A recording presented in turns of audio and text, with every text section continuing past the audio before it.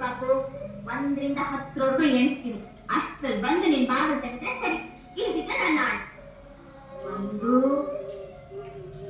2 3 4 5 6 7 8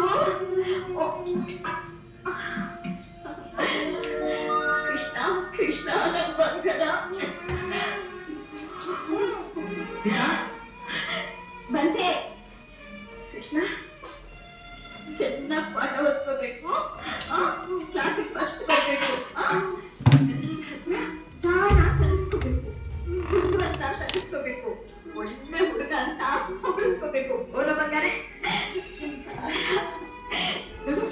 ನಾನು ಊರಿಗೆ ಹೋದ್ಮೇಲೆ ಕಾಟ ಬೈತೀನಿ. ನೀವು ಕಾಟ ಬೈಬೇಕು.